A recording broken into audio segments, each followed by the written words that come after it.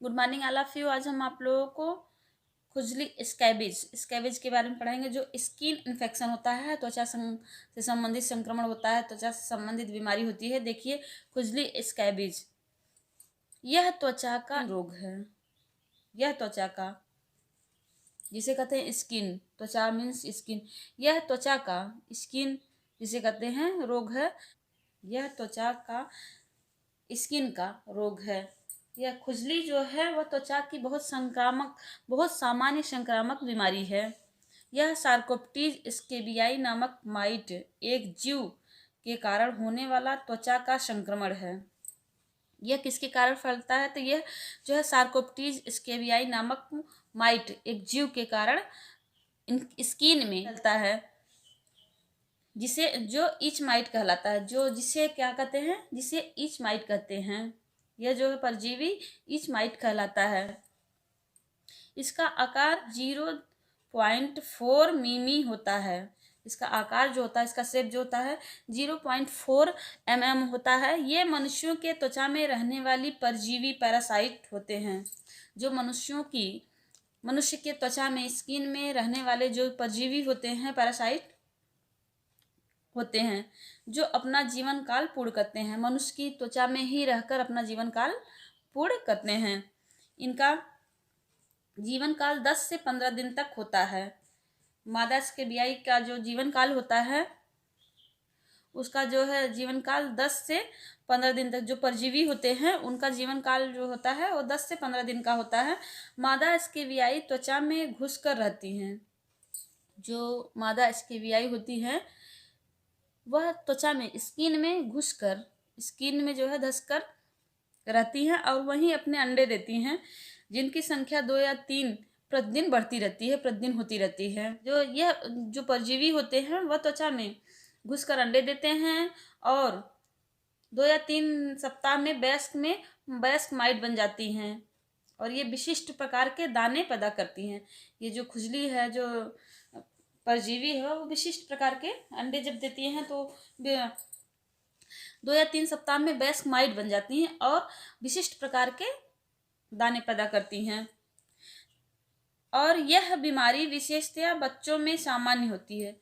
यह जो डिजीज है, यह जो बीमारी है खुजली स्कैबिज, यह बच्चों में सामान्यतः होती रहती है और पूरे परिवार में जो है फैलती है।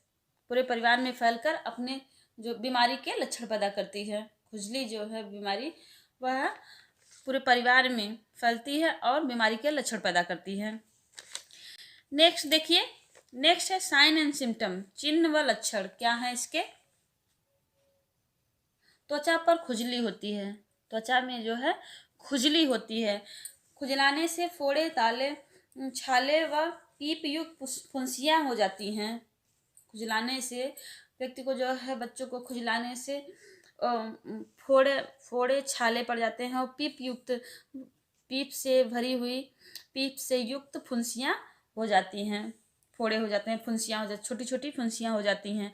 फुंसियाँ खरोच के रूप में उंगलियों के बीच, कलाई, बगल व नितंबों में होती हैं। जो फुंसियाँ होती हैं वह कलाई पर और निम्न जगहों पर, जैसे नितंबों में, कलाई पर और बगल में, कमर पर, जांघों पर, गुप्तांगों पर, टखनों पर, ये सभी इत्यादि जगहों पर हो जाती हैं। ये ददोरे जो है गठान जैसे होते हैं, उनमें काफ़ी खुजली होती है। नेक्स्ट है गंभीर खुजलाहट विशेषकर रात्रि में के कारण खरोच के निशानों के साथ लाल पेप्यूलर फुंसियाँ हमेशा रहती हैं। द्वितीयक संक्रमण के कारण इम्पेडिगो भी बहुधा उपस्थित रहती हैं। द्वितीयक संक्रमण के कारण इम्पेडिगो भी बहुधा उपस्थित रहती है। इम्पेडिगो जो होता है एक सतही बैक्टीरियल स्किन इन्फेक्शन होता है, त्वचा संक्रामक रोग होता है, बीमारी होती है। नेक्स्ट है बुखार। व्यक्ति को जो है बुखार आने लगता है तेजी से, उसे जो है फीवर हो जाती है। स्कैबिज एक ही परिवार के कई सदस्यों को प्रभावित करती है। स्कैबिज जो है उसी परिवार के कई सदस्यों को प्रभावित कर सकती है, अपने लक्षण पैदा कर सकती है। परिवार के कई सदस्यों को प्रभावित कर सकती है और जो है परिवार में अपने लक्षण पैदा करती है। नेक्स्ट देखिए, रोकथाम, प्रिवेंशन एंड कंट्रोल, नियंत्रण।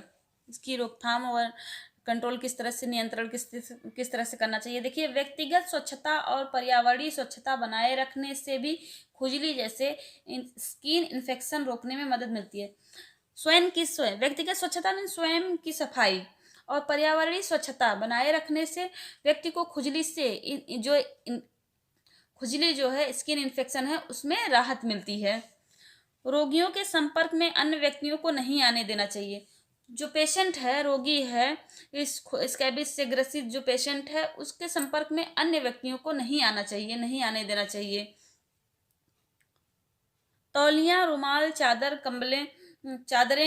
कंबल जैसे कपड़े साझा करने से बचना चाहिए। व्यक्ति को, पेशेंट को जो है, अपना तौलिया, रुमाल, चादरें, कंबल जैसे कपड़ों को एक दूसरे से साझा करने से बचना चाहिए, उसे नहीं देना चाहिए। रोगी का पूर्ण रूप से उपचार करना चाहिए। रोगी का, पेशेंट का, स्कैबिस से ग्रसित जो पेशेंट है, जो रोगी है, उसका पूर्ण रूप से ट्रीटमेंट करना चाहिए। उसे जो है भीड़ से बचना भी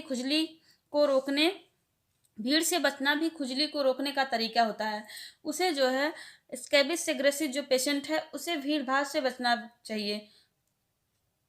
भीड़ भाड़ से बचने से भी स्कैबिस से राहत मिलती है। नेक्स्ट देखिए, विशिष्ट उपचार और देखभाल, स्पेशल ट्रीटमेंट एंड केयर किस तरह से करना चाहिए, व्यक्ति को किस तरह से करना चाहिए कि एक पेशेंट का, स्कैबिस से ग्रसित जो पेशेंट होता है, उसका ट्रीटमेंट किस तरह से करना चाहिए। देखिए, सामान्य उपचार में 25% बेंजाइल बेंजोएट का घोल को पूरे शरीर पर लगाना चाहिए। सामान्य उपचार में 25% जो बेंजाइल बेंजोएट का घोल होता है, उसे पूरे शरीर पर लगाना चाहिए, बेंजाइल बेंजोएट को लगाने से पहले पेशेंट को, जो रोगी है, उसे अच्छी तरह से स्क्रब करके गर्म पानी से नहाना चाहिए। इसके बाद बेंजाइल बेंजोएट घोल को लगाना चाहिए। इसके बाद जो है, बेंजाइल बेंजोएट के घोल को लगाना चाहिए। दूसरे दिन भी यह घोल को लगाना चाहिए। इसे लगाने के तीसरे दिन नहाना चाहिए। इसके लगाने के तीसरे दिन बाद जो है, पेशेंट को, रोगी को नहाना चाहिए। रोगी के कपड़ों व बिस्तर को धूप में सुखाना चाहिए। रोगी का जो कपड़ा होता है, पेशेंट का जो कपड़े होते हैं, उसे धूप में सुखाना चाहिए।